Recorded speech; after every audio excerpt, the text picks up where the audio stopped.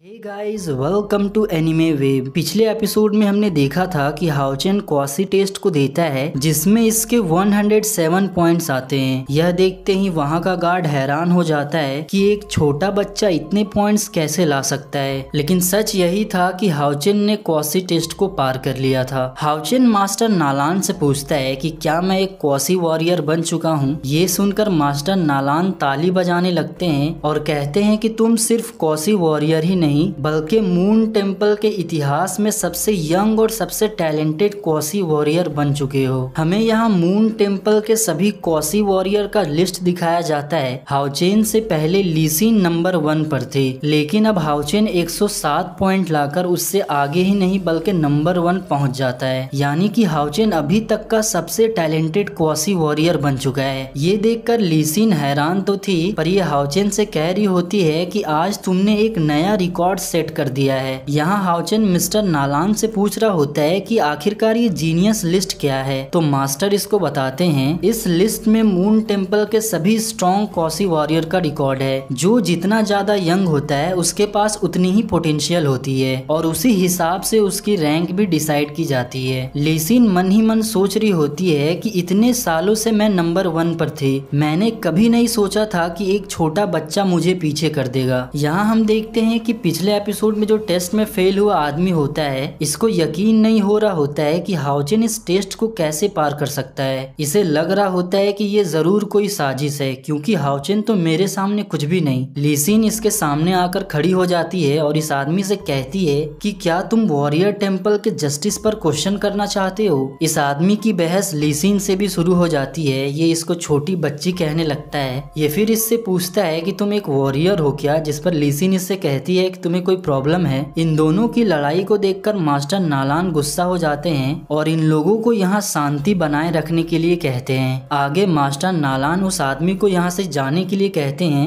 लेकिन ये कहने लगता है कि ऐसा बोलने वाले तुम कौन होते हो। ये आदमी मास्टर नालान से भी गुस्सा हो जाता है और उनका गला पकड़ने के लिए चला जाता है, लेकिन तभी अचानक वो इसको एक जोरदार झटका देते हैं, जिसके बाद ये आदमी बहुत दूर जाकर गिरता है। यहाँ के गार्ड इसको रुक जाने के लिए कह रहे होते हैं, नहीं तो इसको एडवांस एग्जाम से डिस्क्वालीफाई कर दिया जाएगा। यह सुनकर ये आदमी कुछ नहीं कह पाता और यहाँ से तुरंत जाने लगता है, लेकिन वो जाते जाते भी कह रहा होता है कि आगे मैं तुम लोगों को देख लूंगा। मास्टर अब हाओचेन से कह रहे होते हैं कि लीसिन की बात बिल्कुल सही है, क्योंकि तुमने इसे बहुत ही कम एज में क्वालिफाई कर लिया है और ये एक बहुत ही रेयर बात है। हाओचेन ये सुनकर बहुत खुश होने लगता है और वो मास्टर से पूछता है कि क्या मेरा पहला टास्क कंप्लीट हो गया। मास्टर कह रहे होते हैं कि बिल्कुल तुमने पहला टास्क कंप्लीट कर लिया है, पर तुम्हें याद होगा जिंगियो ने तुमको 3 टास्क क्वालिफाई करने के लिए कहा था, इसीलिए अब तुमको दूसरे टास्क को भी कंप्लीट करना होगा। अगर इसको क्वासी वॉरियर का बैच लेना है तो इसको तीसरे लेवल वाले वॉरियर से 15 मिनट तक लड़ाई करनी होगी। ये सुनकर लीसिन फिर पूछती है कि दूसरे लेवल वाला वॉरियर तीसरे लेवल के वॉरियर से कैसे लड़ सकता है, लेकिन फिर भी ये हाओचेन से मुकाबला करने के लिए तैयार थे, क्योंकि आखिरकार इसको भी देखना था कि सबसे टैलेंटेड वॉरियर के अंदर कितना टैलेंट है। बातों ही बातों में लीसिन हाओचेन को इशारा करती है, जिसके बाद मास्टर इन लोगों को फाइट करने का ऑर्डर दे देते हैं। आगे हाओचेन और लीसिन एक दूसरे के सामने खड़े हो जाते हैं। हाओचेन लीसिन का सामना करने के लिए बिल्कुल तैयार था, क्योंकि अगर इसको क्वासी वॉरियर का बैच नहीं मिलेगा तब तक ये क्वासी वॉरियर नहीं कहला सकता। इसके बाद हम देखते हैं कि लीसिन के हाथ में कोई पावर एक्टिवेट हो जाती है, जिसमें से एक पावरफुल तलवार निकलता है। ये हाओचेन को वार्निंग भी देती है कि तुम थोड़ा केयरफुल रहना, क्योंकि ये फाइट तुम्हारे लिए तो आसान नहीं होने वाला। हाओचेन भी अब कहाँ पीछे हटने वाला था। ये अपने दोनों तलवार को खींच लेता है और लीसिन से कहता है कि चलो अब स्टार्ट करते हैं। दोनों ही एक दूसरे पर बहुत ही स्पीड से हमला करते हैं, बट हाओचेन नीचे होकर खुद को जख्मी होने से बचा लेता है। ये लीसिन पर हमला करने की कोशिश करता है, लेकिन वो भी काफी पावरफुल और टैलेंटेड थे। हाओचेन जितना बार इस पर अटैक कर रहा होता है, ये बहुत ही आसानी से उसके अटैक को रोक रही होती है। हाओचेन के हर एक हमले से ये खुद को बचा लेती है। देखते देखते हाओचेन अपने व्हाइट ब्लेड वाले स्किल को यूज में लाने लगता है, लेकिन लीसिन अभी भी बहुत ही आसानी से इसके हर एक हमले को रोक रही थी। मास्टर जब देखते हैं कि हाओचेन को व्हाइट ब्लड वाला स्किल आता है तो ये काफी हैरान हो जाते हैं। लीसिन उसके व्हाइट ब्लेड टेक्निक को इसलिए रोक पा रही होती है क्योंकि ये वो टेक्निक पहले से ही जानती थी।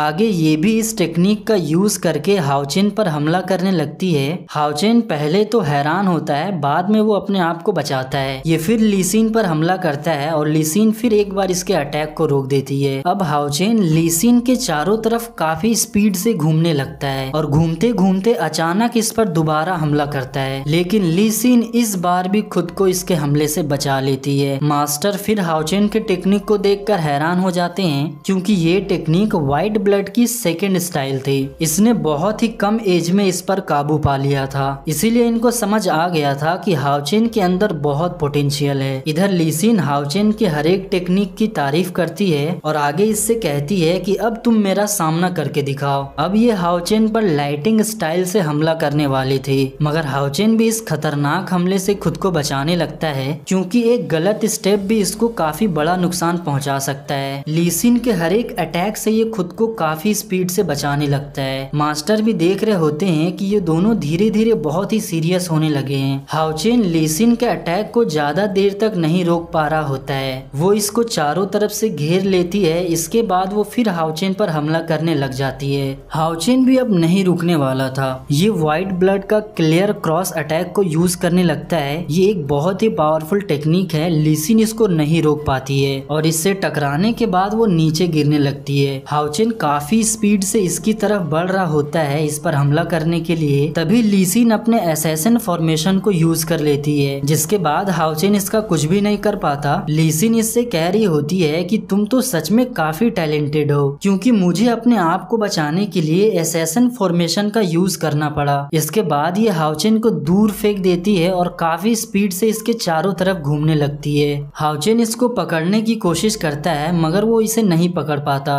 ली सिन केवल थोड़े ही देर के लिए इस पर भारी पड़ती है। हाओचेन इसके इस मूव को भी रोक ही देता है। ली सिन के पास अब और कोई ऑप्शन नहीं बचता, तो ये लाइट पावर का यूज कर देती है। इसको लग रहा होता है कि हाओचेन तो इसको रोकने में बिल्कुल ही नाकामयाब हो पाएगा। इसको लग रहा होता है कि हाओचेन इस लाइट पावर को कभी नहीं रोक पाएगा, क्योंकि वो इसके लिए रेडी ही नहीं दिख रहा था। ये जोर से हाओचेन को सामने से हटने के लिए कहती है, क्योंकि इसको लग रहा था कि हाओचेन तो इसको नहीं रोक पाएगा। अब तो मास्टर भी हैरान थे कि हाओचेन तो अब गया, लेकिन अब कुछ ऐसा होता है जिसको देखकर सभी के होश उड़ जाते हैं। हाओचेन डिवाइन डिफेंस टेक्निक का यूज करता है, जिसके सामने लाइट पावर कुछ भी नहीं कर पाती। हाओचेन बहुत ही आसानी से इससे खुद को बचा लेता है। ये देखकर मास्टर के होश उड़ गए थे। ली सिन भी पूछ रही होती है कि क्या हो गया। अब मास्टर हाओचेन के पास आते हैं और इससे पूछने लगते हैं कि क्या तुमने अभी अभी डिवाइन डिफेंस टेक्निक का यूज किया था। इसी जगह पर हमें एक फ्लैशबैक दिखाया जाता है। जिंगयू हाओचेन को डिवाइन स्किल के बारे में बता रहे होते हैं। वो बताते हैं कि ये एक सीक्रेट है जिसकी मदद से हम बहुत ही शानदार पावर का यूज कर सकते हैं। जब हम इसे गॉड ऑफ लाइट पावर के साथ यूज करेंगे, तब हमारी पावर करंट लेवल के पावर से और भी ज्यादा पावरफुल हो जाएगी। जिंगयू ने उस दिन हाओचेन को सिंगल डिफेंस स्किल को ही सिखाया था, जो कि एक डिवाइन डिफेंस स्किल टेक्निक है। इसके बाद जिंगयू जैसे ही अपना हाथ एक कार्ड पर रखते हैं, उसमें से डिवाइन डिफेंस टेक्निक एक्टिवेट हो जाती है और यह टेक्निक एक बहुत ही पावरफुल टेक्निक है। मास्टर नालान बता रहे होते हैं कि डिवाइन डिफेंस एक ऐसी टेक्निक है जिसको केवल स्किल लेवल वाला वॉरियर ही स्टडी कर पाता है। ये सुनकर ली सिन और भी शॉक्ड हो जाती है, क्योंकि इसे समझ नहीं आ रहा था कि हाओचेन इस लेवल वाले टेक्निक को कैसे सीख सकता है। पर मास्टर नालान कहते हैं कि अगर इसका मास्टर मिस्टर जिंगयू है, तो उसके पास पूरा अधिकार है इस टेक्निक को सीखने का। मास्टर जिंगयू की इतनी सारे बातें सुनकर ली सिन पूछती है कि आखिरकार ये मिस्टर जिंगयू है कौन और आप उनके बारे में हमें क्यों नहीं बता रहे हैं। मास्टर नालान कहते हैं कि सही समय आने पर मैं उनके बारे में तुम्हें जरूर बताऊंगा।